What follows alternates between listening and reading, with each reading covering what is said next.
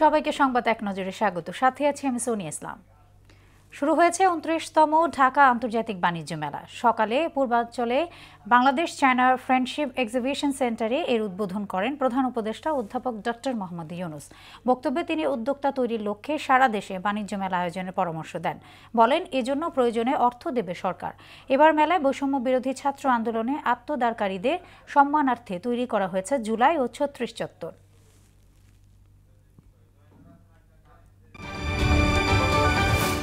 অত্যাবশ্যকীয় সংস্কার শেষ করে দ্রুত সুষ্ঠু নির্বাচনের ব্যবস্থা করতে অন্তর্বর্তী সরকারের প্রতি আহ্বান জানিয়েছেন বিএনপির স্থায়ী কমিটির সদস্য আব্দুল মঈন খান।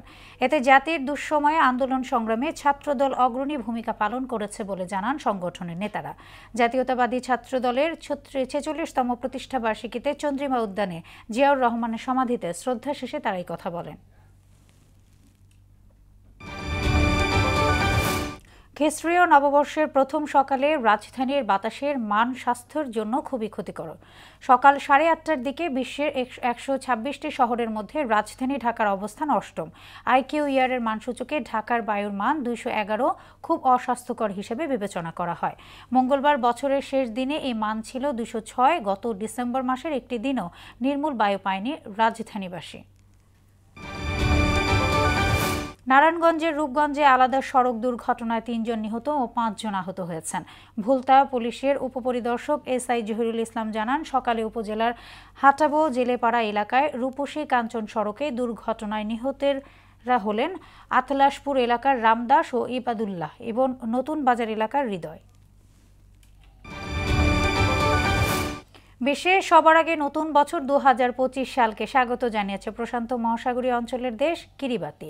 দ্বিতীয় দেশ হিসেবে নতুন বছরকে আতশবাজির ঝলকানিতে বরণ করে নিয়েছে ওশেনিয়া অঞ্চলের দেশ নিউজিল্যান্ড। এরপর সারা বিশ্বে মেতে উঠে খ্রিস্টীয় নতুন বছর উদযাপনে।